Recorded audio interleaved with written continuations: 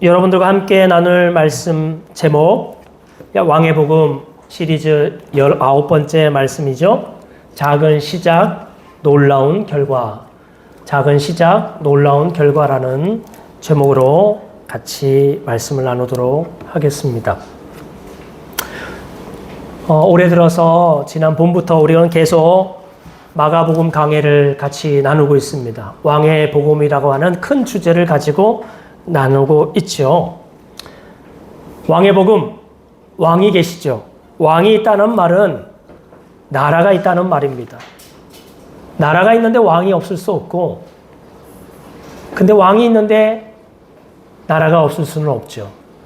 다시 말해서 왕의 복음이라는 말 자체는 이미 그 왕의 나라를 상정하고 있다 해도 다름이 없습니다. 왕의 나라가 있죠. 하나님의 나라 말씀하시는 겁니다. 다시 말해서 왕의 복음이 선포되었다는 말은 그 왕의 나라, 하나님의 나라가 이 땅 가운데 임하였다 하는 겁니다. 하나님의 나라가 이 땅에 임하였다라고 하는 소식, 그것이 우리에게 기쁨의 소식이다.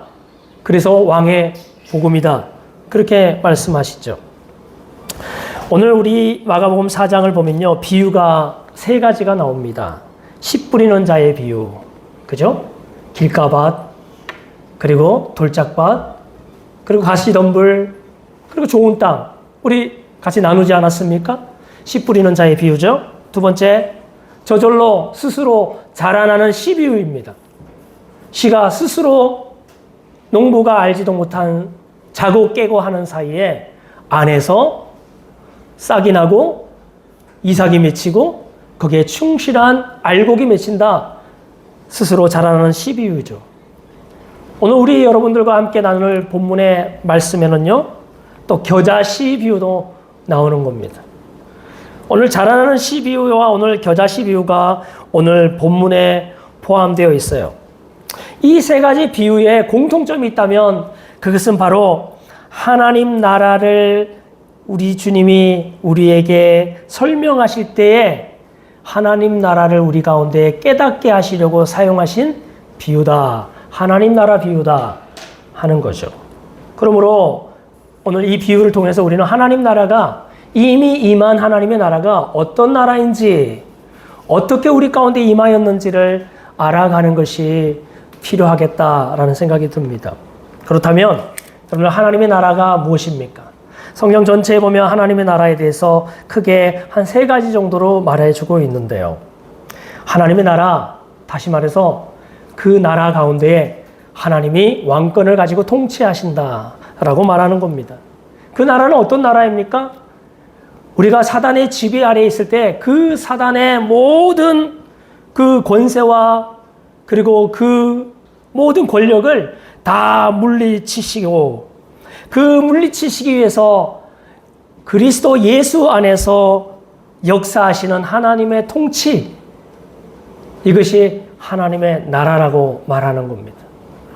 예수님, 하나님께서 예수 그리스도를 통해서 사단의 권세를 다 몰아내시고 우리 가운데 하나님의 주권적인 통치를 이루어 가시는 것, 그것이 바로 다름 아닌 하나님의 나라다라고 말하죠. 우리가 잘 아는 말씀 하나 볼까요? 마가복음 10장 15절 말씀인데요. 네, 같이 함께 이 말씀 함께 읽도록 하겠습니다. 시작. 내가 진실로 너희에게 이르노니 누구든지 하나님의 나라를 어린아이와 같이 받들지 않는 자는 결단코 그곳에 들어가지 못하리라 하시고, 여기 보니까요, 두 가지 하나님의 나라가 나옵니다. 지금 받아들이는, 영접하는 하나님의 나라도 나오고, 그리고 후에 들어가야 될 하나님의 나라도 오늘 이 본문에 등장하고 있죠.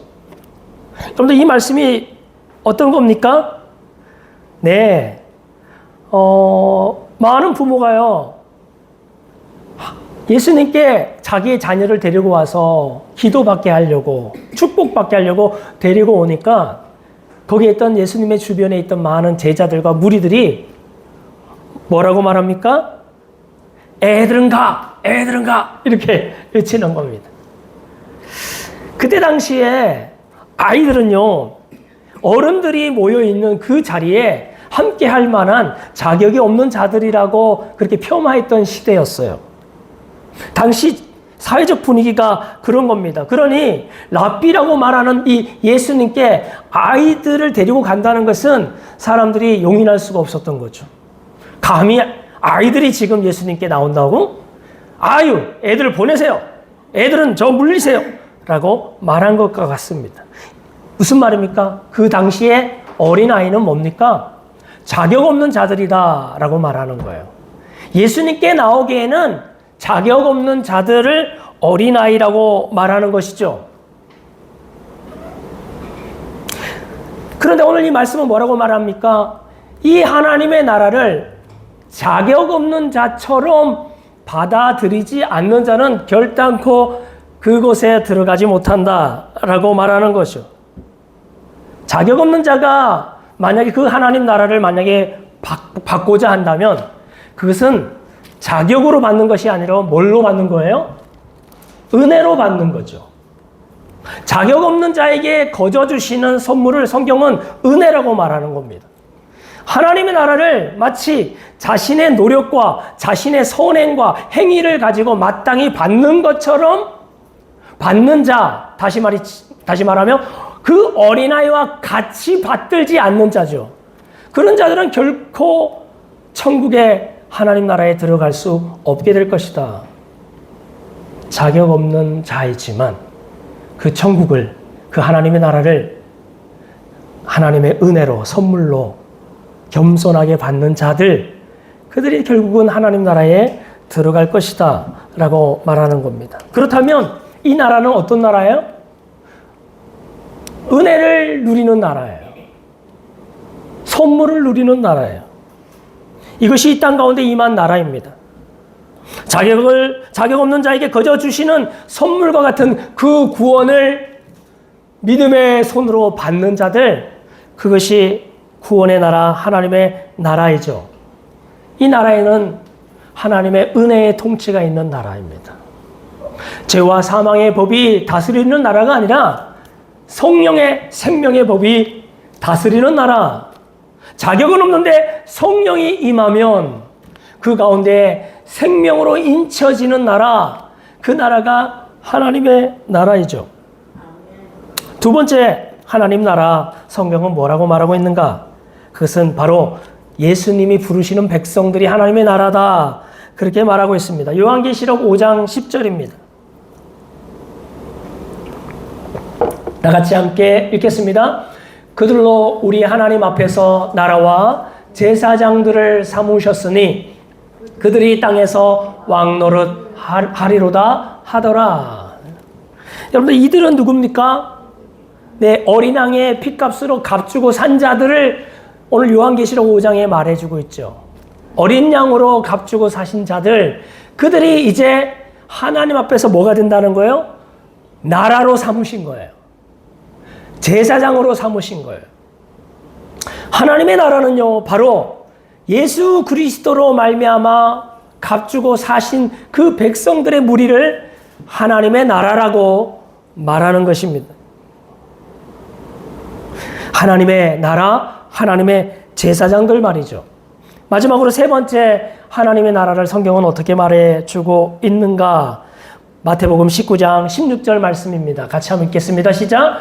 어떤 사람이 주께 와서 이르되 선생님이여 내가 무슨 선한 일을 하여야 영생을 얻으리까? 여러분들, 이 말씀도 우리가 잘 아는 말씀이에요. 이 말씀이 무슨 말씀입니까? 내 모든 계명을 지켰다고 자부한 어느 부자 청년이 말이죠, 지금 예수님께 왔어요. 예수님께서 모든 계명을 지켰느냐 말할 때 저는 다 지켰습니다 라고 그렇게 당당하게 얘기할 때 예수님이 그에게 이렇게 말하는 겁니다. 어떻게 영생을 얻어야 되는지를 내가 단 한 가지 너에게 부족한 것이 있으니 말해줄게 라고 말씀하시면서 하신 말씀이 너의 소유를 다 팔아 가난한 자들에게 나눠주고 나를 따르라, 예수의 나를 따르라, 그렇게 말씀했습니다. 여러분들, 이 말을 할 때에 예수님 주변에 있던 많은 제자들이 그 부자 청년에 대해서 굉장히 좋게 평가를 하고 있었던 것 같아요. 부자 청년은 그 당시에 그 지역에 좋은 소문을 가지고 있었던 것 같습니다. 아니나 다를까 여러분들 그때 당시에 부자라고 하면 하나님으로부터 복을 받은 사람이라는 그러한 이미지가 있었던 것 같아요. 마치 욥이 하나님으로부터 많은 재물을 받은 것처럼 말이죠. 그렇게 하나님의 사랑을 받은 거죠. 가난하다는 것은 마치 저주를 받은 것처럼 생각하고 있었던 것 같습니다. 그러니 부자 청년이 재물도 많죠. 하나님의 복이라고 하는 재물도 많죠. 그리고 자기가 당당하게 말할 수 있는 것처럼 계명도 많이 지켰죠. 저런 사람이 천국에 들어가지 못하면 도대체 누가 들어가겠습니까? 누가 구원을 받을 수 있겠습니까? 라고 오늘 제자들이 예수님께 대답을 한 거죠.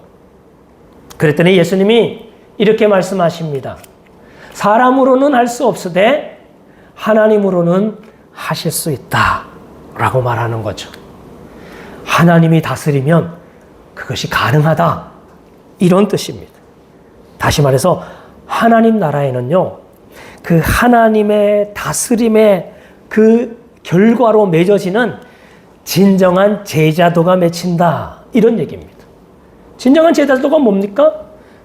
그가 부자 청년일지라도 그가 포기할 수 없던 그 두 주인에 해당하는 그 물질을 그가 다 내려놓고 진짜 예수 그리스도를 나의 왕으로 주인으로 모시고 살아가는 진정한 제자. 그것이 하나님의 나라라는 거예요. 그것이 하나님의 나라의 열매라 성경은 말해주고 있습니다. 이것을 하나님이 하신다. 하나님의 나라 가운데는요, 이렇게 은혜의 통치가 있는 나라이죠. 그곳에는요, 하나님께서 부르신, 핏값 주고 사신, 구원받은 백성들이 있는 것이 하나님의 나라고, 그곳에는 핏값 주고 사신 그들이 진짜 자기의 모든 주인 삼았던 것을 내려놓고 예수 그리스도를 나의 온전한 주인으로 모시고 따르는 진정한 제자들이 그 하나님 나라의 열매다. 오늘 성경은 이 세 가지로 말해주고 있습니다. 여러분들 이렇게 이미 하나님의 나라가 그렇게 임하였는데 그때 당시 예수님의 당시에 많은 사람들이 이 하나님의 나라에 대해서 오해를 했던 것 같습니다. 예수님이 오셔서 마태복음에 이렇게 하나님의 나라를 이야기하기 시작하니까요, 사람들이 어떤 나라를 생각했을까요? 예수님의 제자들을 보면 다 알아요. 여러분들 야고보와 요한의 청탁 아시죠? 그죠? 야고보와 요한의 어머니가 예수님께 가서 뭐라고 합니까? 예수님, 저희 두 아들을 예수님 하나는 오른쪽에 하나는 왼쪽에 좀 앉혀주십시오. 당신이 이제 왕이 되실 텐데 그 왕이 될 때 세상의 높은 지위 하나씩을 주십시오라고 생각을 했던 거예요. 예수님을 따라 다녔던 많은 제자들마저도 하나님 나라에 대한 오해가 있었던 것 같습니다. 그래서 예수님이 나중에 결국 도살장에 끌려가는 양처럼 그렇게 아무런 저항 없이 대제사장들의 사람들에 의해서 끌려가고 그리고 거기에서 신문을 받고 할 때에 예수님 주변에는 아무도 남지 않았어요. 예수님에 대해서 크게 실망했던 거죠. 베드로는 어떻습니까? 예수님이 갑자기 당신이 하나님의 나라를 얘기할 때 되게 의기양양해서 제가 다른 제자들은 다 나를 예수님을 배신하고 떠나도 저는 절대 배신하지 않겠습니다 라고 말했지만 베드로마저도 있잖아요. 예수님이 고난받는 그 순간에는 예수님을 배반하고 말았습니다. 다시 말해서 하나님의 나라가 그들 가운데 어떻게 실제하며 어떻게 통치되고 있는지에 대한 무지함과 오해가 제자들 가운데 가득했다 하는 말이에요. 그렇게 오래 예수님을 따라다녔던 제자들마저도 그렇습니다. 오늘 이 무지한 제자들을 향한 예수님의 고민이 묻어나오는 오늘 본문에 말씀이 나오죠. 4장 30절입니다. 마가복음 4장 30절 같이 읽겠습니다. 시작. 또 이르시되 우리가 하나님의 나라를 어떻게 비교하며 또 무슨 비유로 나타낼까? 이렇게 말하는 거예요. 예수님이 지금 하나님 나라 비유를요, 한 번, 두 번, 세 번째 말하는 거예요. 이것이 오늘 겨자씨 비유인데요. 이 비유를 말할 때 예수님이 뭐라고 말합니까? 또 이르시되 하나님 나라를 어떻게 무슨 비유를 써서 저들에게 설명할 수 있을까? 드러낼 수 있을까? 깨닫게 할 수 있을까라고 예수님의 깊은 고민이 묻어나오는 표현이 아닌가 싶습니다. 오늘 이 비유가요, 30절부터 나오는 비유가 겨자씨 비유. 여러분들, 지금 세상에서 가장 작은 씨앗이 무엇일까요? 겨자씨. 네.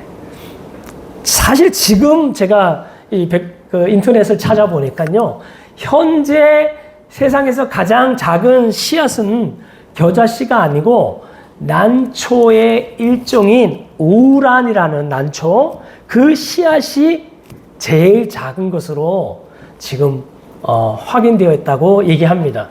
그 씨앗이 얼마나 작은지 하면요, 거의 먼지만하다고 그래요, 씨앗이.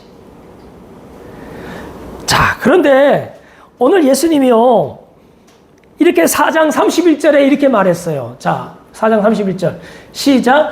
겨자씨 한 알과 같으니 땅에 심길 때에는 땅의 모든 씨보다 작은 것이로되.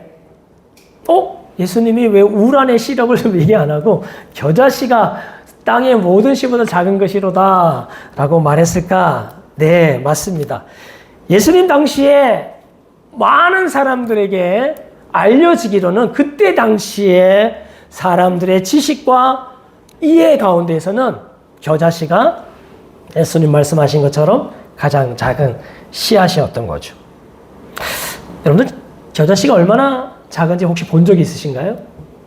저는 한 20년 전에 어느 선교사님이 실제로 저 이스라엘에서 겨자나무에서 겨자씨를 좀 가져와가지고 이렇게 하나씩 나눠줬어요. 그래가지고 제가 성경책에다가 그 겨자씨를 딱 찍고 스카치테이프로 딱 발라놨는데 그 성경책을 지금 잃어버려서 없는데, 아무튼 그 겨자씨를 딱 보니까 어느 정도냐면요, 이 모나미 볼펜보다 더 가는 볼펜, 요건 0.7이니까 0.5 정도 볼펜을 이렇게 콕 찍으면 있잖아, 점이 하나 나오잖아요, 그죠? 딱 그 점만 하더라고. 이 정도구나 라는 생각이 들었습니다. 여러분들, 이 겨자씨가요, 무게로 따지면요, 하나에 1mg 정도 된다고 해요. 1mg. 1mg은요, 1000mg이 돼야 1g이 됩니다. 다시 말해서 1g에 1000분의 1이에요. 1000분의 1. 그러니까 엄청 다시 말해서 겨자씨가 한 2만 개 정도 있어서 모아놓으면 한 20g 정도 되는 거죠. 한 10,000개 정도 모아놓으면 한 10g 정도 되는 겁니다. 여러분, 혹시 1g이 어느 정도 무게인 줄 아십니까? 여러분들, 휴지 있잖아요. 휴지 한 칸을 딱 뜯어가지고 저울 위에 딱 올려놓으면 몇 g인 줄 아세요? 한 3g 정도 된대요. 3g. 다시 말해서 휴지 한 칸 그 딱 무게와 겨자씨 3,000개와 같은 무게입니다. 그러니까 겨자씨가 얼마나 작은지를 알 수 있겠죠? 이렇게 작은 겨자씨예요.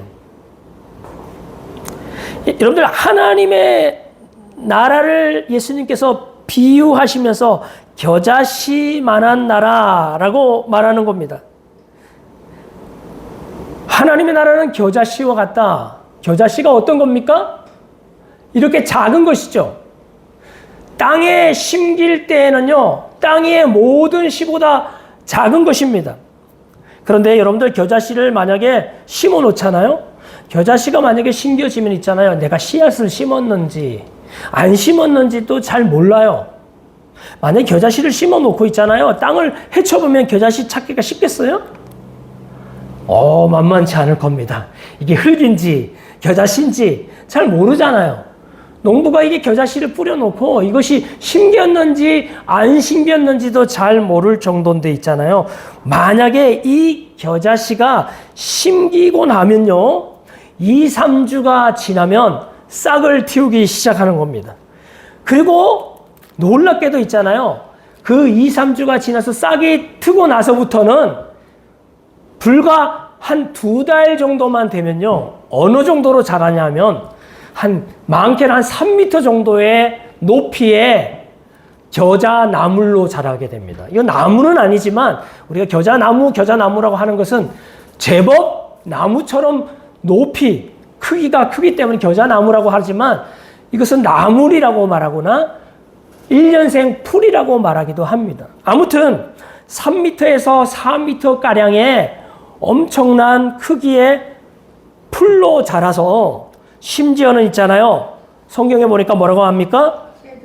네, 공중의 새들까지도 그 겨자나물 밑에 와서요, 그늘을 삼아 거기에 둥지를 틀기도 할 정도다 라고 말하는 것이죠. 예수님께서 왜 이 비유를 들어서 우리에게 하나님 나라를 설명하고 있을까요?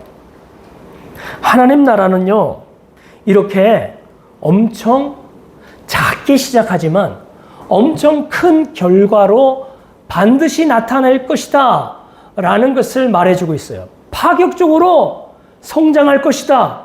놀라운 결과를 반드시 하나님의 나라는 맺어지게 될 것이다 라는 것을 설명하신 것입니다. 여러분들, 오늘 우리는 짧은 겨자씨 비유를 살피기 전에요, 잠깐 복습을 조금 해보려고 합니다. 이 둘 다 하나님 나라의 비유들이죠. 제가 조금 전에 말했던 것처럼 있잖아요. 씨 뿌리는 자의 비유, 그 씨 뿌리는 자의 비유를 먼저 이야기를 해보려고 합니다. 여러분들, 아까 제가 뭐라고 했습니까? 하나님의 나라는 하나님께서 우리 가운데 오셔서 은혜로 다스리는 나라, 그리고 거기에는 진정한 제자들이 하나님의 나라로 형성이 되어질 것이며, 그리고 그 제자들의 변화된 삶이 바로 하나님 나라의 증거가 될 것이다 라고 말하는 것입니다. 그런데 이것은 처음에는요, 너무나 작은 것이죠.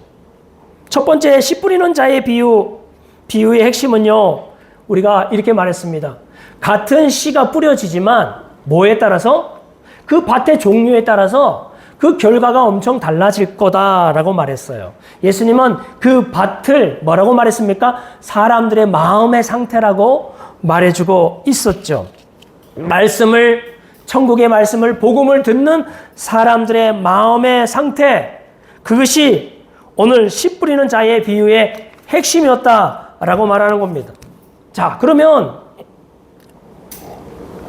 이것만 보면 하나님 나라는 마음에 달려 있는 거예요?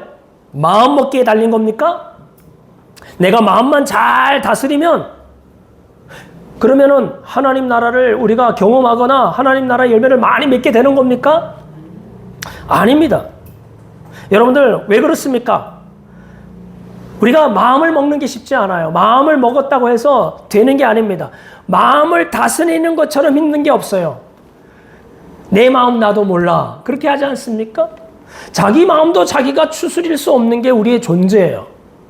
작심삼일이에요. 우리가 뭔가 결단하지만 그 결단을 이루기에는 너무나 연약한 자신을 보게 됩니다.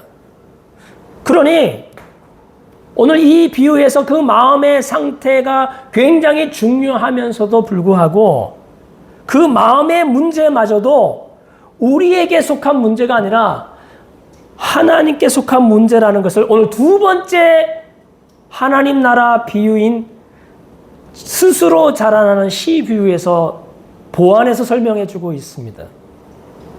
스스로 자라나는 씨 비유는요, 뭡니까? 하나님 나라는요, 전적으로 하나님께 달려있다, 이런 말과 같아요. 농부가 뭔가를 하는 듯 보이지만 농부는 자고 깨고 하는 사이에 어느덧 그 땅이 스스로 그 씨앗을 낸다라고 하는 말과 같은 것입니다. 여기서 땅은 누굽니까? 하나님의 일하심이에요. 우리의 영역, 농부와 같은 우리의 영역이 아니라 땅과 같은 보이지 않는 하나님의 일하심을 통하여서 열매는 맺게 될 것이다. 그러니 나의 노력과 농부의 땀과 같은 나의 노력과 방법과 생각에 하나님 나라가 결정되는 것이 아니다. 제가 그때 설교할 때 이렇게 말했지 않습니까? 나의 방법이 아니라, 나의 시간이 아니라, 나의 나라가 아니라 하나님의 방법과 하나님의 시간과 하나님의 나라가 펼쳐지는 것인 줄 믿습니다. 하나님 나라는 그런 거예요. 27절 제가 방금 읽었지만 한 번 다시 볼까요? 27절 시작. 그가 밤낮 자고 깨고 하는 중에 씨가 나서 자라되 어떻게 그리 되는지를 알지 못하느니라. 하나님의 나라는요, 우리가 어떻게 그렇게 열매 맺어 가는지를 도대체 알 수 없는 방식으로 하나님 나라가 작동되거나 임하기 시작한다라고 말하는 것이죠. 농부의 예상이나 노력 여부와는 상관없이 스스로 하나님의 열매를 맺는 것입니다. 여러분들, 이렇듯 우리의 사람이 어떻게 변화가 될까요? 어떤 사람은요, 사람을 변화시키기 위해서 노력을 합니다. 사실 목회도 있잖아요. 궁극적으로는요, 사람을 변화시키는 것이 열매예요. 교사는 어떻습니까? 교사도 마찬가지예요. 학생들을 변화시키는 것이 교사의 몫이잖아요. 그죠? 여러분들, 이러한 중요한 역할을 하면서도 불구 있잖아요. 목사가 과연 성도가 어떻게 변하는지를 알 수 있나? 저는 알 수 있어요. 저에게 특별한 노하우가 있고요. 제가 성도를 어떻게 가르치고 어떻게 이끌어가면 그 성도들이 이렇게 바뀌더라고요. 그 공식을 가지고 사람을 대하면 다 바뀌는 겁니다. 라고 말할 만한 특별한 노하우가 있는 건가요? 없어요. 그 공식대로만 하면 사람들이 변화되고 새로워지고 믿음이 성장하는 그런 공식 말이죠. 그런 공식은 없는 겁니다. 그것을 우리는 자녀 양육 현장에서 가장 절실하게 깨닫게 되는 겁니다. 내 자녀를, 내 손 안에 있는 자녀를 이렇게 가르치고 이렇게 훈육하면 되겠지라고 말했다가 큰 낭패를 겪고 어려움을 겪는 부모들이 많이 있거든요. 그래서 자포자기하는 겁니다. 잘 키운 줄 알았는데, 잘 자라는 줄 알았는데, 사춘기 시절을 잘 넘긴 줄 알았는데, 아니 이거 웬걸? 오히려 20대가 넘어서 큰 복병을 만나는 부모들도 주변에 종종 듣게 되는 것이죠. 노력을 한다고 해서 사람이, 그에게 바른 길을 가르친다고 해서 사람이 바뀌는 게 아닌 거예요. 우리가 진정한 예수님의 제자가 되고 하나님의 제자의 열매의 삶을 사는 것은 우리가 가지고 있는 노력과 우리가 가지고 있는 교육과 우리가 가지고 있는 방식으로 되는 것이 아니다라고 오늘 하나님의 나라는 스스로 자라는 씨 비유를 통해서 그렇게 말해주고 있습니다.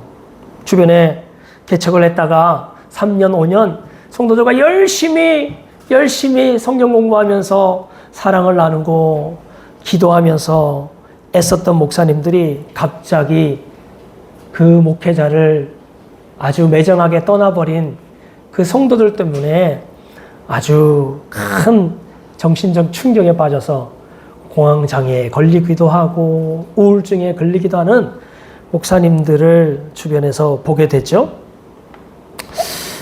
또 반대로 있잖아요. 다른 일도 생깁니다. 제가 오래전에 부교육자 시절에 어느 교회를 부임을 했는데 다들 그 부서는 그 부서 조심하십시오. 그 부서에 가면 누구 특별히 어떤 선생님을 조심하십시오 라고 우려했던 그 교육부서에 제가 부임을 했던 거죠. 그런데 이상하게도 있잖아요. 그 부서에 갔는데 하나님께서 일하셨는지 하나님이 일하신 것이 분명한데 2-3달이 가기 전에 그 악명 높았던 그 교사들이 그 부서가 순식간에 너무너무 호의적이고 행복한 사역과 부서가 됐다는 사실이죠.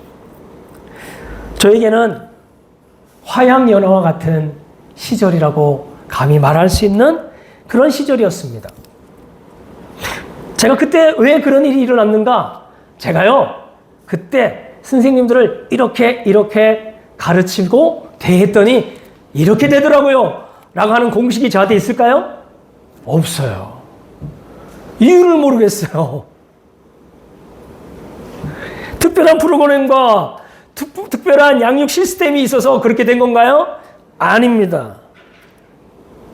주변에 있는 목사님들이 교회가 건강에 성장하고 열매 맺는 목사님들에게 대부분 물어보면 이렇게 말합니다. 사실은 제가 너무 전에는 어려웠는데 있잖아요. 전에 교회에서 너무 어려워가지고 그 교회에서 완전히 제가 실패했는데 그런데 이 교회 왔더니 나도 모르게 뭔가 되더라고요. 그래서 맨날 뻔한 대답이긴 하지만 뭐라고 대답할 수밖에 없냐면 하나님의 은혜라고 대답할 수밖에 없어요. 우리들이 듣는 입장에서는 아유 또 겸손한 척 하지 마시고 라고 하는데 실제로 여러분들이 여러 목사님들이 그런 얘기를 하는 것을 듣게 됩니다. 예수님께서 마태복음에 이렇게 말씀하셨습니다. 내가 내 교회를 내가 직접 세우리라 이라고 말씀하시지 않으셨습니까? 교회는 내가 세운다 라고 예수님이 말씀하셨어요. 한 사람이 회심을 하고 한 사람이 진정한 제자가 되며 그가 주인 삼았던 모든 것을 내려놓고 부자 청년도 하지 못했던 것처럼 예수님을 온전히 주인으로 따르는 그 변화와 열매, 교회가 세워지는 것은, 하나님 나라가 세워지는 것은 바로 하나님의 일인 줄 믿습니다. 하나님의 능력, 성령의 능력을 통하여서 있잖아요. 그렇게 배신했던 제자들을 중심으로 초대교회가 세워지지 않았습니까? 성령이 너에게 임하시면 너희가 권능을 받고 예루살렘과 온 유대와 사마리아와 땅까지 이르러 내 증인이 될 것이다. 되어질 것이다. 라고 말씀하셨어요. 교회는 하나님의 나라는 성령의 능력으로 하나님의 능력으로 세워지는 줄 믿습니다. 아멘. 그러므로 우리는 사람들이나 자녀들을 괴롭히거나 지시하거나 감언이설로 꼬드기거나 강요하거나 믿게 할 필요가 없어요. 사실은. 물론 기본적으로는 자녀들을 훈육해야 될 일이 있지만 그 자녀들을 궁극적으로 변화시키시는 것은 오늘 사람을 변화시키는 것은 바로 성령님의 일하심이요 하나님의 일하심인 줄 믿습니다. 그때 그들 가운데 믿음이 부어져서 자발적으로 하나님 나라를 받아들이기 시작하는 것이죠. 하나님 나라를 수용하게 되는 것이죠. 자, 그렇다면 오늘 마지막 본문의 마지막 비유였던 이 세 번째 비유, 겨자씨 비유. 이 비유가 왜 주어지는 것입니까? 네, 하나님이 일하시는 것을 믿으라는 거예요. 하나님이 일하시는 것을 믿기 때문에 하나님 나라가 이 땅 가운데 어떻게 펼쳐질 것을 기억하라 하는 것입니다. 이 비유는요, 이 겨자씨 비유는요, 우리에게 큰 격려와 소망을 주시기 위함입니다. 하나님 나라에 대한 무지와 오해가 아니라 바른 이해와 깨달음은요, 우리에게 격려하고 소망을 주기 때문에 그렇어요.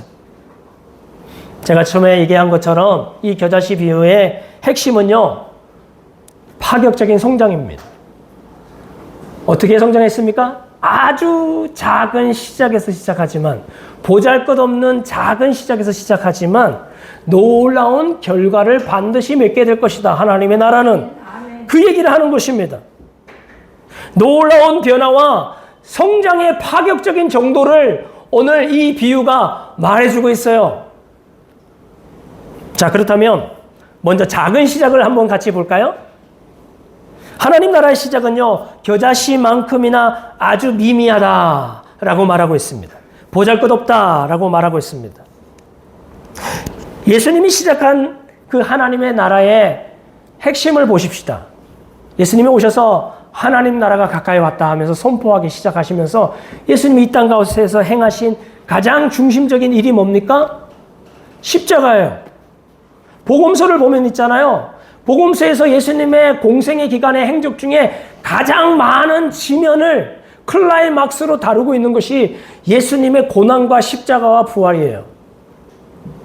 다시 말해서 하나님 나라의 핵심의 주제라고 하면 예수님의 십자가에 있습니다. 예수님이 십자가를 지시고 부활하셨다 하는 말입니다. 그때 당시에 예수님의 십자가의 가르침은요, 굉장히 사람들에게 미련한 것으로 들렸어요. 굉장히 거리끼는 메시지였습니다. 왜냐하면요, 예수님을 대단한 왕으로 생각했던 그들에게 예수님은 십자가에 죽으시는 한 도살장에 끌려가는 어린 양처럼 죽으니, 여러분들 사람들이 죽음을 환대합니까? 죽음을 능력으로 삼습니까? 아니요. 죽음은 실패고 수치요 저주일 뿐인 거예요. 그러니까 헬라인 입장에서는 능력이 아닌 죽음, 실패, 미련한 것이죠.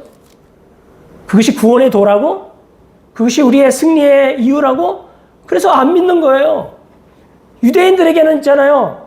나무에 달린 자마다 다 저주를 받았다고 하니 십자가의 죽음 자체는 하나님께로부터 받은 저주인데, 그렇게 거리낀 거죠. 그 저주받은 자를 내가 믿으라고? 나의 구원자로 믿으라고? 하니까 거리끼는 것에 불과하는 것입니다.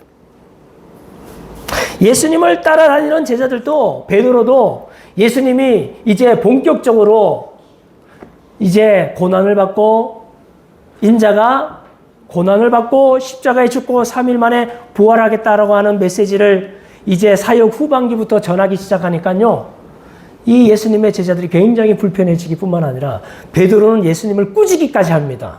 예수님, 도대체 무슨 말씀입니까? 하면서 베드로가 예수님께 화를 내는 장면이 나오는 거예요. 다시는 십자가와 죽으신다는 이야기 꺼내지도 마십시오라고 베드로가 그렇게 말하지 않습니까? 그러므로 많은 사람들이 꿈꾸던 하나님의 나라와 예수님의 십자가의 죽으심은 굉장히 너무나 연결되지 않는, 같이 연결되지 않는 그러한 이야기일 뿐이었습니다. 그래서 세상 나라를 꿈꾸는 자들에게는요, 하나님의 나라가 뭡니까? 너무나 미미한 거예요. 너무나 보잘것없는 거예요. 너무나 작은 것에 불과한 것이었습니다. 그렇다면 우리가 지금 꿈꾸는 나라는 어떤 나라입니까? 우리가 지금 바라는 내일은 어떤 나라입니까? 예수님을 따르던 당시의 제자들과 수많은 군중들처럼 있잖아요. 뭐합니까? 예수님을 통해서 성공을 바랬던 사람들 아닙니까? 정치적인 해방을 바랬던 사람들 아닙니까? 세상적인 권력을 쟁탈하려고 했던 사람들 아니겠습니까? 여러분들, 내가 예수를 믿고 나의 이름이, 교회의 이름이 점점 세상 가운데서 나기 시작하는 것을 꿈꾸는 거 아닙니까? 내가 가는 곳마다 사람들이 몰려들기 시작하고 사람들이 열광하기 시작하는 것을 기대하는 것 아니겠습니까? 거기에 웅장한 건물이 세워지고 말이죠. 거기에 누구누구의 이름이 새겨지는 것, 그것이 우리의 바라는 나라는 혹시 아닙니까? 지금 나에게 십자가의 복음이 선포하는 영원한 죄 용서의 이 나라가 크게 보입니까? 아니면 내가 그토록 지금까지 꿈꾸던 세상의 성공이라고 하는 나라가 더 커 보입니까? 오늘 제자들에게 있어서 예수님의 십자가의 죽으심으로 우리에게 주어지는 영원한 은혜, 영원한 죄 용서의 나라가 그들에게는 너무나 달갑지도 않고 너무나 미미하며 겨자씨의 씨와 같이 보잘것없는 것처럼 보였던 것 같습니다. 게다가 여러분들 위에서 언급했듯이 하나님 나라는 백성들이라고 그랬잖아요. 하나님 나라로 부르신 예수님의 백성들, 그들이 하나님의 나라라고 말했습니다. 그런데 예수님이 공생의 기간을 마치시고 부활하신 다음에 남겨둔 사람은요, 고작 소수의 제자들과 따르는 무리들 뿐이었어요. 수백 명에 불과했다고요. 그것이 여러분들 과연 그 세상의 화려한 로마 제국을 비견할 수 있었겠습니까? 그것이 과연 빌라도가 다스리는 그 로마 정부와 비교할 수 있었겠습니까? 그러니 제자들은 소수에 불과했어요. 그리고 이 제자들은 나가자마자 사람들로부터 뭐라고 소리를 들었습니까? 그리스도인이라고 소리를 들었어요. 제가 전에 한번 얘기했죠? 여기서 그리스도인이라는 말은 뭡니까? 그 예수를 닮은 사람들, 예수를 생각나게 하는 사람들이에요. 그래서 비아냥거리는 말로 예수쟁이들이라는 뜻이었습니다. 사람들로부터 이상한 이야기만 사람들한테 전하는 사람들, 그들은 식인종 아니야? 그들이 모여가지고 방 안에서 이야기하는 얘기를 내가 들었는데 이것은 내가 너희에게 주는 내 살이다. 이것은 내가 너희에게 주는 내 피다 하니까 아니 이 사람들은 식인종인가 봐. 사람의 살과 피를 먹고 마시는 사람들인 거 보니까 하면서 자기들끼리는 아주 우스꽝스러운 농담도 섞어가면서 비아냥거렸던 사람들 아닙니까? 경멸의 대상이었어요. 우리 그럴 때만 네, 경멸의 대상이었습니다. 네. 그리고 심지어는 어떤 겁니까? 노골적인 박해도 받았어요. 예수를 믿으면 다 사자의 밥이 되고 그리고 원형 경기장에서 화형을 당하던 그 상태였으니 여러분들 기독교가 하나님 나라가 시작되는 그 자리에서는 얼마나 보잘것없으며 미미했던 거 아니겠습니까? 요즘에 대한민국에서 신앙생활 하는 것이 좀 그런 것 같아요. 제가 한 3, 40년 전만 해도 교회를 다니는 것이 그렇게 부끄러운 일은 아니었던 것 같습니다. 그리고 그때 당시에 40년 전에 전도를 어떻게 했다고 어느 목사님이 얘기했냐면 전도를 하면서 예수 믿으세요? 라고 하면 교회 나가십니까? 라고 말하면 교회 안 나가는데요? 라고 대답을 할 때 대뜸 하는 말이 아직도 교회를 안 나가시면 어떡하냐고. 마치 트렌드처럼. 교회를 나가는 것이 마치 시대의 어떤 유행처럼 그렇게 생각되어지던 시대가 있었습니다. 그런데 요즘은 어떻습니까? 감히 내가 예수 믿는다고 교회 다닌다고 얘기하기가 만만치 않는 시대가 되었어요. 내가 목사라고 사람들 앞에 당당하게 얘기하기에는 사람들의 그 냉소적인 표정이 부담스러울 때가 많습니다. 여러분들 그리스도인으로서 자신을 드러내고 사는 것 쉽지 않아 보여요. 대한민국에서. 때로는요 멍청해 보이기도 하고 고리타분해 보이기도 하고 그리고 비상식적이기도 해 보이기도 하고 초라해 보이기도 하는 겁니다. 사람들부터 손가락질을 당하지는 않지만 아직 어디 구금되는 것 같지는 않지만 상당히 따가운 눈총을 받는 것이 오늘날 현실입니다. 여러분들 이렇게 하나님의 나라가 우리가 경험하는 이 하나님 나라가 우리가 생각할 때 당당하며 화려하지 않습니다. 그런데 예수님이 뭐라고 지금 말씀하십니까? 초대교회도 그렇고 지금 한국교회도 그렇고 하나님의 나라의 시작은 그 작은 시작은 너무나 당연한 것이다. 사람들로부터 경멸을 받으며 사람들로부터 배척을 받으며 무시를 받으며 초라해 보이는 이 모든 것은 어쩌면 너무나 당연한 것이며 자연스러운 것이며 너희들은 제대로 지금 걸어가고 있다라고 이 비유를 통해서 말씀하시는 줄 믿습니다. 그러한 삶이, 그러한 길이 하나님 나라 시작에는 아주 제대로 걸어가고 있는 것이며 당연하다라고 말해주고 있습니다. 그래서 시리에 빠져있는 낙심하는 교회들을 향하여서 이 하나님의 나라를, 하나님 나라의 비유를 보여주신 것이 아닌가라는 생각이 들어요. 이것이 큰 격려가 되는 것입니다. 하나님 나라는 결코 여기서 끝나지 않죠? 오늘 그 비유는 그것을 말해주고 있습니다. 작은 시작으로 시작했지만 어떻게 끝난다는 거예요? 놀라운 결과로 마감하게 될 것이다 라는 것이 오늘 이 겨자씨 비유의 진짜 핵심이겠습니다. 하나님 나라는 마지막에 가장 영광스러운 정점에 도달하게 될 것이다. 이르게 될 것이다 라고 말하는 거죠. 32절을 같이 볼까요? 시작. 심긴 후에는 자라서 모든 풀보다 커지며 큰 가지를 내나니 공중의 새들이 그 그늘에 깃들일 만큼 되느니라. 여러분들, 심기려고 할 때는 가장 작지만 이 하나님 나라가 일단 우리의 마음에 심겨지고 나면, 심긴 후가 되면 어떻게 한다는 거예요? 양상과 상황이 완전히 달라진다 하는 것입니다. 자라기 시작한다는 거예요. 하나님 나라는 가만히 있지 않고 마침내 우리 안에서 자라가기 시작할 것입니다.